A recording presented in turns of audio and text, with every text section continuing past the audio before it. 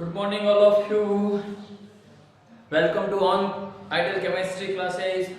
बच्चों, हम कल पिछले वीडियो में अपन ने बात की थी 11 के फर्स्ट टॉपिक में फर्स्ट चैप्टर पढ़ रहे थे अपन ने, जिसमें बात की थी मोल कॉन्सेप्ट। आज अपन फर्स्ट चैप्टर का एक नया टॉपिक देखने वाले हैं जिसका नाम है law of chemical combination. Law of chemical combination, ठीक है।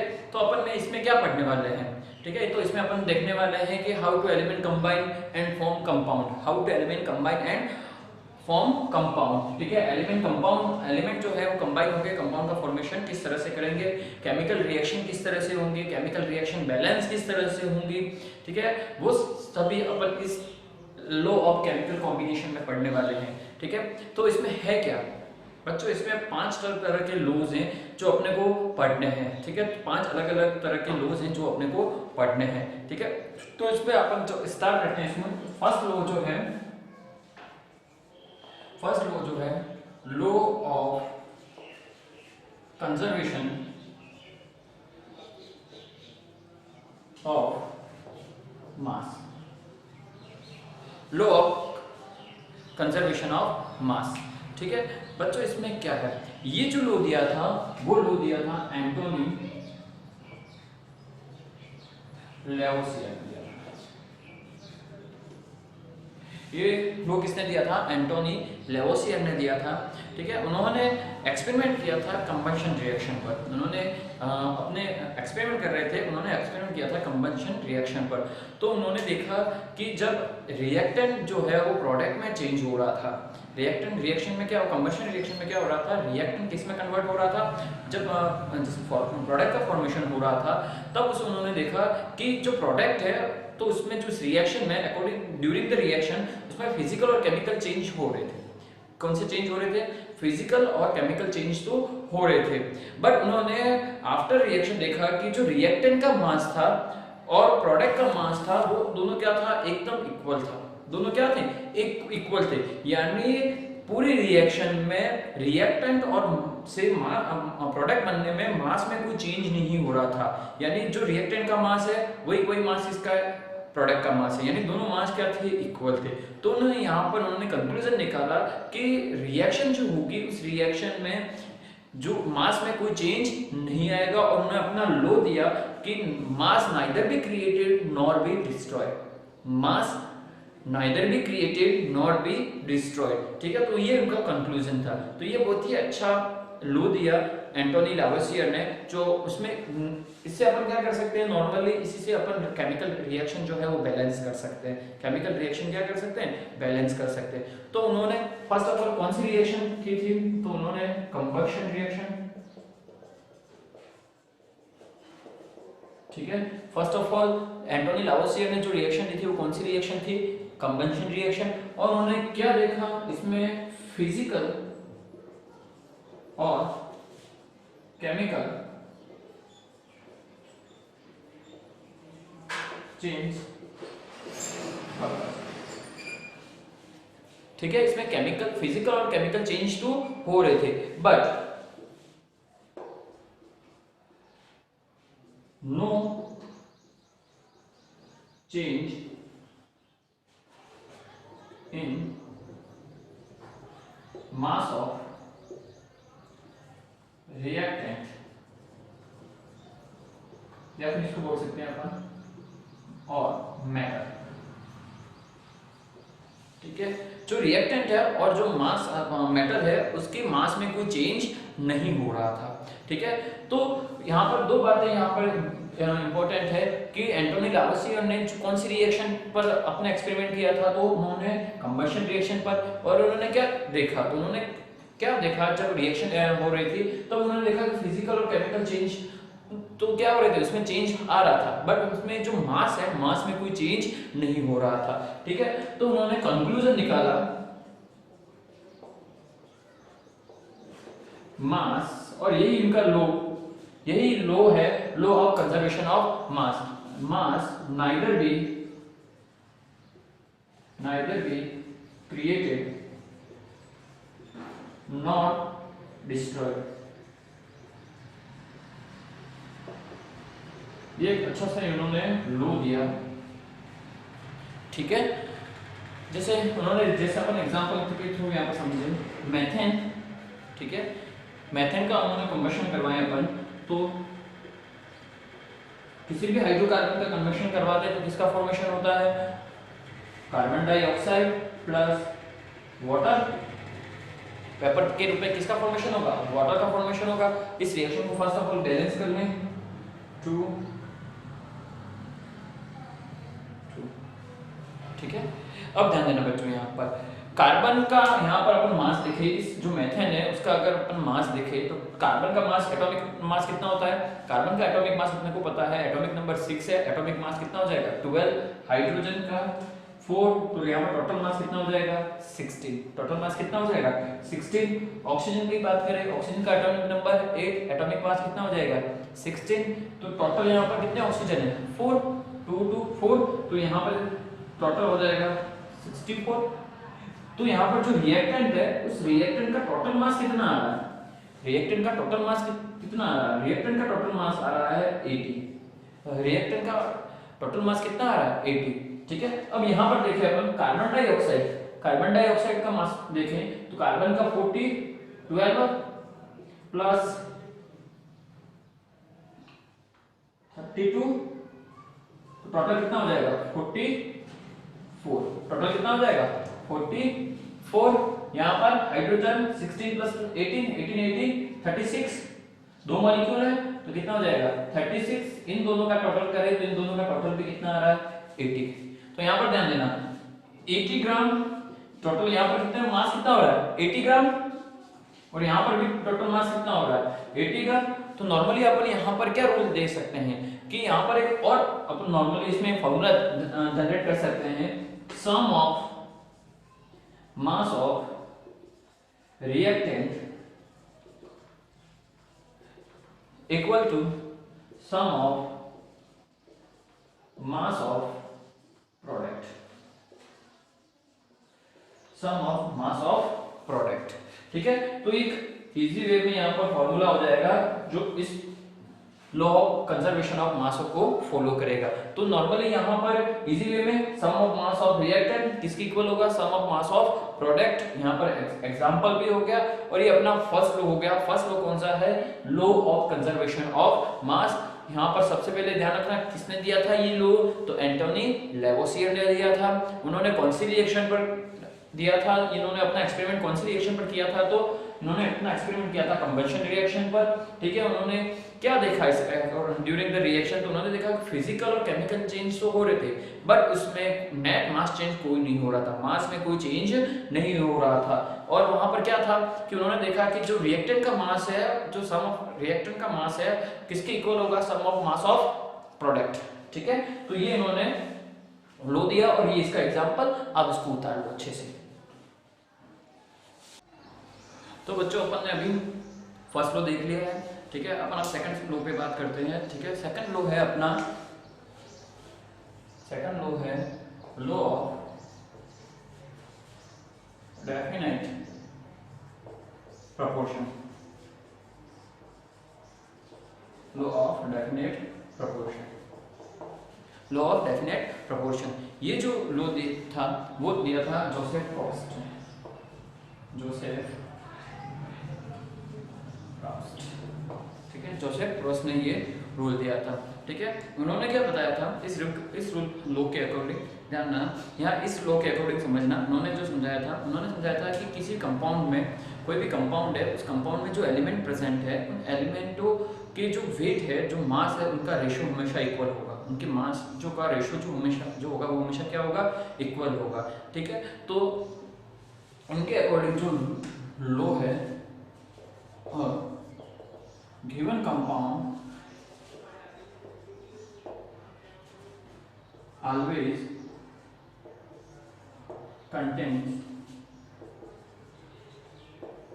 exactly the mass, the same proportion of element by weight, या फिर अपन लिख सकते हैं इसको बाय मास, ठीक है। तो ये अपना सेकंड लॉ है। सेकंड लॉ किसने दिया था? जोसेफ प्रोस्ट ने दिया था, ठीक है। और इनके अकॉर्डिंग क्या है कि किसी भी कंपाउंड में जो भी एलिमेंट प्रेजेंट होंगे उनके मास का जो रेशियो होगा वो हमेशा क्या होगा? सेम होगा, इक्वल होगा, ठीक है। जैसे मैं एग्जांपल के थ्रू आपको समझाता हूँ। यहाँ पर जैसे अपन बात कर रहे हैं वाटर की बात कर रहे हैं, किसकी बात कर रहे हैं? वाटर की बात कर रहे हैं। वाटर का फॉर्मूला H2O, H2O, H2O। ध्यान देना यहाँ पर जैसे अपन बात कर रहे हैं, यहाँ पर अपन वाटर ले रहे हैं फ्रेश वाटर, ये अपन ने वाटर ले लिया फ्रेश वाटर, ये अपन ने वाटर ले लिया टैप वाटर, और ये वाटर ले लिया अपन ने सी वाटर, ठीक है। तीनों का सोर्स जो होगा वो क्या है? अलग अलग सोर्स, ठीक है। अब बात करें अपन यहाँ पर कि तीनों का फॉर्मूला जो है, तीनों का फॉर्मूला क्या है? फॉर्मूला तो मॉलिक्यूलर फॉर्मूला सेम ही है, H2O, H2O और H2O। वाटर का फॉर्मूला, मॉलिक्यूलर फॉर्मूला क्या है? तीनों में सेम है, ठीक है। तो अपन यहाँ पर जैसे वाटर के फॉर्मूले में बात करें कि वाटर में H2 मॉलिक्यूल में हाइड्रोजन के कितने एटम प्रेजेंट है? 2, और इसका मास रेशियो देखें तो मास रेशियो क्या हो जाएगा? 2। ऑक्सीजन का क्या हो जाएगा? 60, 2:60, 2:60। सिंपलेस्ट रेशियो देखिए इनका, सिंपलेस्ट रेशियो हो जाएगा 1:8, 1:8, 1:8। तो यहाँ पर जो रेशियो आ रहा है वो रेशियो क्या आ रहा है? सेम आ रहा है, ठीक है। उनका रेशियो जो आ रहा है वो क्या आ रहा है? सेम आ रहा है। तो कोई भी कंपाउंड है उनके एलिमेंट का जो रेशियो होगा वो हमेशा क्या होगा? सेम होगा। वो कंपाउंड जो है वो किस तरह से कंबाइन हो रहा है, किस तरह से उसका फॉर्मेशन हो रहा है, उसका सोर्स क्या है, वो इस पर डिपेंड नहीं करेगा। कंपाउंड का रेशियो जो होगा हमेशा क्या होगा? इक्वल होगा। फॉर एग्जाम्पल जैसे मैं और एक एग्जाम्पल ले लूँ यहाँ पर,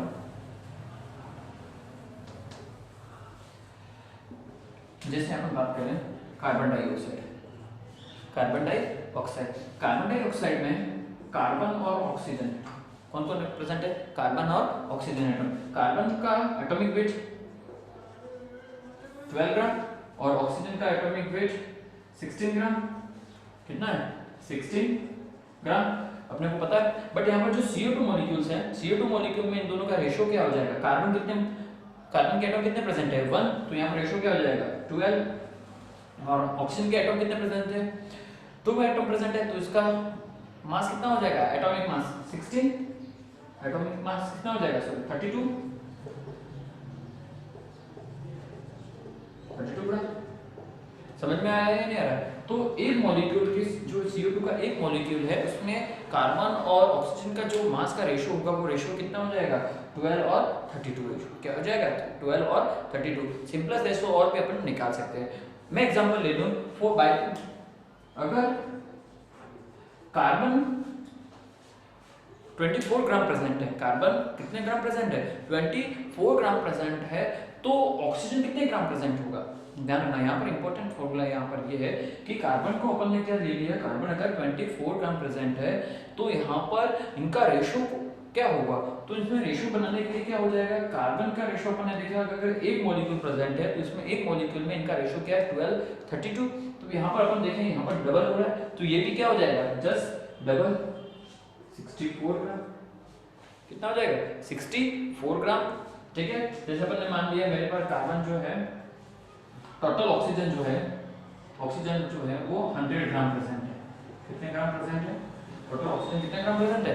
ऑक्सीजन 100 ग्राम प्रेजेंट है, ठीक है। अब 100 ग्राम ऑक्सीजन में अपन रिएक्शन किससे करवा रहे हैं? कार्बन का अपने पास 12 ग्राम प्रेजेंट है। कार्बन कितने ग्राम प्रेजेंट है? 12 ग्राम प्रेजेंट है। तो कितने ग्राम ऑक्सीजन की टोटल 100 ग्राम प्रेजेंट है, तो ये सबके साथ टोटली 100 ग्राम के साथ रिएक्शन नहीं करेगा। ये ओनली और कितने ग्राम के साथ रिएक्शन करेगा? ये ओनली फॉर रिएक्शन करेगा 32 ग्राम, ठीक है। तो रेशियो क्या हो जाएगा? 12, 32।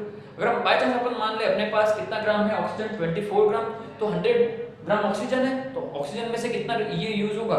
64 ग्राम। फॉर एग्जांपल 36 ग्राम है। कितना ग्राम है? 36 ग्राम है, तो यहां पर कितना हो जाएगा? 96 ग्राम, ठीक है। तो ऑक्सीजन 100 में से कितना? 96 ग्राम यूज होगा। तो समझ में आ रहा है नहीं आ रहा है? तो यहाँ पर ये क्या होगा? एक फिक्स रेशियो में होगा। इनका रेशियो जो होगा वो क्या होगा? फिक्स रेशियो होगा। तो यही लो जो है वो लो कौन सा है? लॉ ऑफ डेफिनेट प्रोपोर्शन, ठीक है। जो किसने दिया था? जोसेफ प्रोस्ट ने दिया था। ये अपना सेकंड लॉ है। ये अपना कौन सा लॉ हो गया, सेकंड लॉ हो गया। फर्स्ट लॉ था law of conservation of mass, और सेकंड लॉ हो गया, सेकंड लॉ है अपना लॉ ऑफ डेफिनाइट प्रोपोर्शन। ठीक है, उतार दो इसको।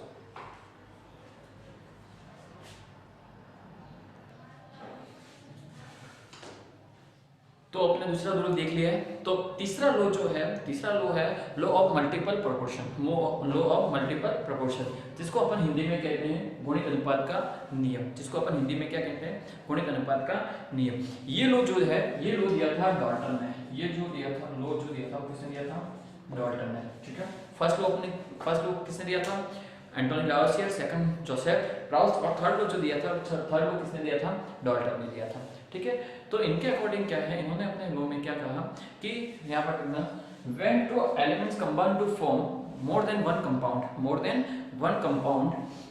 then different masses of one element, which combines with fixed mass of other elements, bears whole number to one another। ठीक है, यहाँ पर क्या मीनिंग है देखो, समझना है यहाँ पर। फॉर एग्जाम्पल के थ्रू मैं आपको समझाता हूँ यहाँ पर, एक के थ्रू, जिसमें यहाँ पर दे रही हूँ H2O और H2, वाटर और हाइड्रोजन पेरोक्साइड, वाटर और हाइड्रोजन पेरोक्साइड। ठीक है, यहाँ पर वाटर में हाइड्रोजन के कितने एटम प्रेजेंट है, 2, और यहाँ पर इसके कितने एटम प्रेजेंट है, 6। अगर इनका रेशो, मास का रेशो देखें तो हाइड्रोजन का मास कितना हो जाएगा, 2, और अब इसका रेशो कितना हो जाएगा, 16। अभी मैंने बताया था आपको। ठीक है, यहाँ पर हाइड्रोजन 2 और ऑक्सीजन के कितने एटम प्रेजेंट है, 2। एक ऑक्सीजन का मास कितना हो जाएगा, एक ऑक्सीजन का मास हो जाएगा 16, तो 2 है तो कितना हो जाएगा 32। ध्यान देना यहाँ पर ये रेशो हो गया। अब डेफिनेशन के अकॉर्डिंग मैं आपको समझाता हूँ, ध्यान देना यहाँ पर। When two elements combine to form more than one compound। ठीक है, यहाँ पर क्या कह रहा है, फर्स्ट जो लाइन है यहाँ पर, कि जब दो एलिमेंट्स कंबाइन होकर किसका फॉर्मेशन करेंगे, कंपाउंड का फॉर्मेशन करेंगे। ठीक है, तो यहाँ पर दो एलिमेंट्स कौन से हो जाएंगे, हाइड्रोजन ऑक्सीजन, और form more than one compound. तो यहाँ पर कितने कंपाउंड का फॉर्मेशन हो रहा है, 2 कंपाउंड का फॉर्मेशन हो रहा है। कितने कंपाउंड का फॉर्मेशन हो रहा है, 2 कंपाउंड का फॉर्मेशन हो रहा है, और दोनों में एलिमेंट क्या है, सेम है, और एक से ज्यादा कंपाउंड क्या कर रहे हैं, फॉर्मेशन कर रहे हैं। ठीक है, then different mass of one element, यानी ध्यान देना यहाँ पर ऑक्सीजन का जो मास है, यहाँ पर ऑक्सीजन का मास कितना है 16, और यहाँ पर ऑक्सीजन का मास कितना है 32। तो यहाँ पर दोनों कंपाउंड में ऑक्सीजन का मास क्या है, डिफरेंट है, अलग अलग है।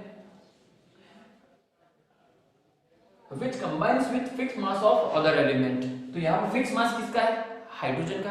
यहाँ पर हाइड्रोजन का मास कितना है 2, और यहाँ पर हाइड्रोजन का मास कितना है 2। तो यहाँ पर दोनों का मास क्या है, सेम है। Fix mass of other elements bears a small whole number to one another। तो यहाँ पर क्या होंगे, वो होल नंबर के रेशियो में होंगे, होल नंबर्स की रेशियो में होंगे। ठीक है, तो यहाँ पर जैसे अपन एग्जांपल, यहाँ पर एग्जांपल की बात करें, यहाँ पर एग्जांपल की बात करें, जैसे यहाँ पर समझना, तो यहाँ पर रेशियो, इजी रेशियो निकालेंगे तो इजी रेशियो क्या हो जाएगा, यहाँ पर 1:8, और यहाँ पर 1:60। ठीक है, तो यहाँ पर जो डिफरेंट मास के एलिमेंट है, तो डिफरेंट मास के कौन है, यहाँ पर देखें अपन सीधे यहाँ पर एग्जांपल के रूप में समझना, compound to form then different mass of one element, different mass of one element. तो कौन है वो, ऑक्सीजन। तो बात करें ऑक्सीजन, और ऑक्सीजन का मास कितना है इसमें 16 और 32, 16 ग्राम और कितना है 32 ग्राम, which combines with fixed mass of other element। ठीक है, तो fixed mass of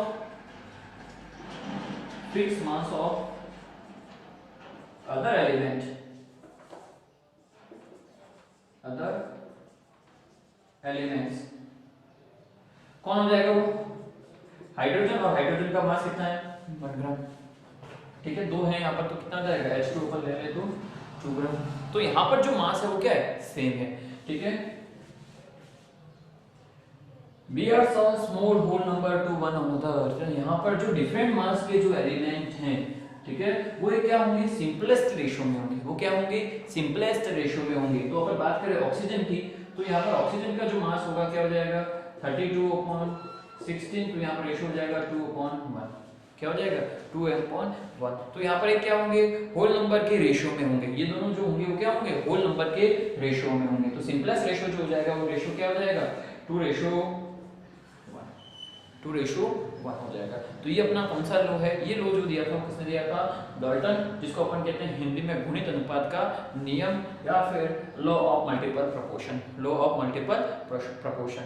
ठीक है, तो एक बार इसको देख लें, उतार ले। इसके बाद मैं एक अच्छा एग्जांपल देता हूँ। एनसीईआरटी बुक में जैसे अपने गिवन है नाइट्रोजन और ऑक्सीजन कंपाउंड जो बने हुए हैं, उसका एग्जांपल देख लेते हैं एक बार। ठीक है, तो एक बार इसको उतार लो, फिर अपन एग्जांपल देख लेते हैं, या फिर मैं ये बात कर लें।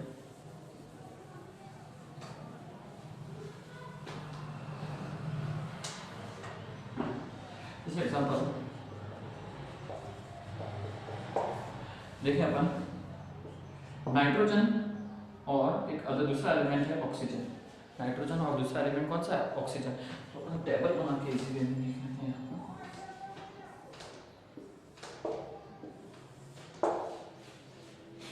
एक तरफ तो ले लेते हैं नाइट्रोजन, ऑक्सीजन, और यहाँ पर ले लेते हैं कंपाउंड।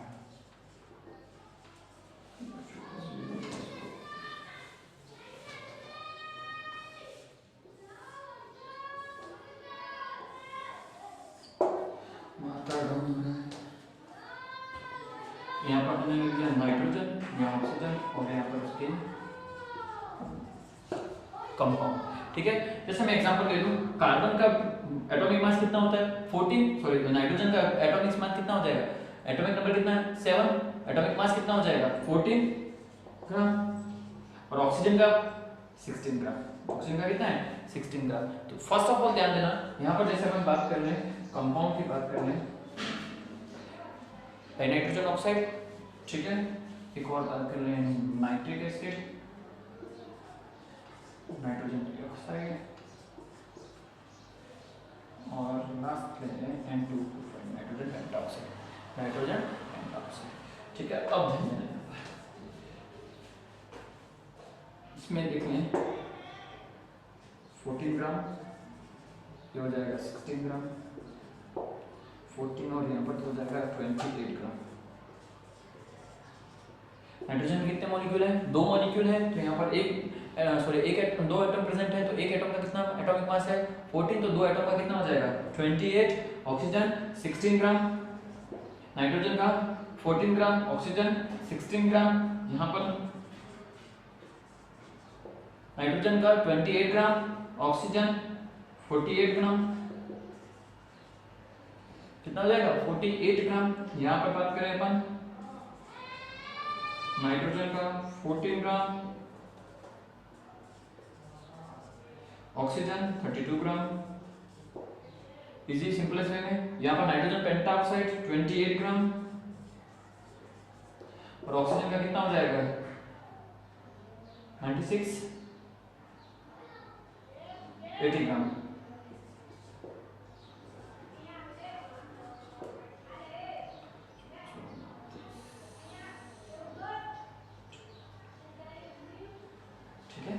अब ध्यान देना, यहाँ पर डेफिनेशन के अकॉर्डिंग अपन इसको देखें तो यहाँ पर क्या हो जाएगा कि वन कंपाउंड देन, ठीक है, यहाँ पर जाना the different masses of one element, the different masses of one element. तो यहाँ पर अपन जैसे किसी एक एलिमेंट के मास को अपन फिक्स कर लें, किसी एक एलिमेंट के मास को अपन क्या कर लें, फिक्स कर लें। जैसे अपन नाइट्रोजन के एलिमेंट के मास को यहाँ पर फिक्स कर लें, जैसे अपन यहाँ पर बात कर लें 28 ग्राम, 28 ग्राम, 28 ग्राम, 28 ग्राम, 28 ग्राम, 28 ग्राम, ठीक है, which combines with fixed masses of one element. तो यहाँ पर किसी एक एलिमेंट जो नाइट्रोजन है उसके मास को अपन ने क्या कर लिया, फिक्स कर लिया। कितना कर लिया, 28 ग्राम, 28 ग्राम, 28 ग्राम, ठीक है। तो इसके अकॉर्डिंग जैसे अपन देखें यहाँ पर 28 ग्राम है, तो 28 ग्राम में यहाँ पर कितना है 16 ग्राम, तो यहाँ पर क्या हो जाएगा 16 ग्राम ऑक्सीजन का, ठीक है। अब देखो यहाँ पर कितना है 14 ग्राम, नाइट्रोजन कितना है 14 ग्राम। तो यहाँ पर अपन ने कितना किया, जैसे इसको यहाँ पर डबल किया तो इसकी रेशियो में ये कितना है 16 ग्राम, तो इसको भी क्या करेंगे अपन डबल, तो डबल करेंगे तो कितना हो जाएगा 32 ग्राम। कितना हो जाएगा 32 ग्राम। जैसे यहाँ पर देखें अपन कितना है 28 ग्राम, तो यहाँ पर भी कितना है 28 ग्राम, और 28 ग्राम के अकॉर्डिंग कितना है 48 ग्राम, तो यहाँ पर 48 ग्राम इजी में। अब यहाँ पर ध्यान देना, यहाँ पर कितना है 14 ग्राम। यहाँ पर अपन ने कितना किया इसको डबल, यानी यहाँ पर इसको डबल कर रहे हैं, इसको भी क्या करना होगा डबल। समझ में आ रहा है या नहीं आ रहा? यहाँ पर अपन ने 14 ग्राम को किसमें कन्वर्ट कर लिया 28 ग्राम में, यानी 14 को 28 ग्राम में कन्वर्ट कर रहे हैं। तो यहाँ पर क्या कर रहे हैं अपन इसको डबल कर रहे हैं, तो ऑक्सीजन को भी क्या करना होगा, ऑक्सीजन को भी डबल, यानी कितना हो जाएगा 64 ग्राम। समझ में आ रहा है या नहीं आ रहा? जैसे आप यहाँ पर 28 ग्राम तो 28, तो इसका जस्ट डबल कितना हो जाएगा 160 ग्राम। ठीक है,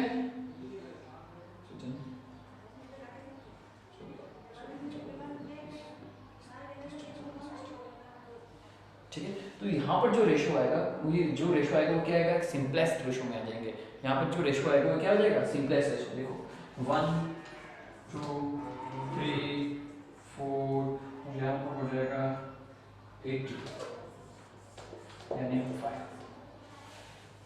समझ में आ रहा है नहीं आ रहा? तो ये जो रेशो आएगा उस रेशो क्या हो जाएगा सिंपलेस्ट रेशो में ये हो जाएंगे। ठीक है, तो ये जो लो है वो लो कौन सा हो जाएगा the low of multiple proportion, जिसमें किसी एक कंपाउंड जो कंपाउंड है उस कंपाउंड में किसी एक एलिमेंट का रेशो तो क्या होगा फिक्स्ड होगा, उसका मास क्या होगा फिक्स्ड होगा, और दूसरा जो एलिमेंट है उसका मास क्या हो जाएगा एक फिक्स्ड प्रोपोर्शन के रेशो में होगा, एक फिक्स्ड प्रोपोर्शन के रेशो में होगा। ठीक है, तो यहाँ पर ये अपन ने लॉज देख लिए, तीसरा लॉ अपना कंप्लीट हो गया है। ठीक है, थैंक यू।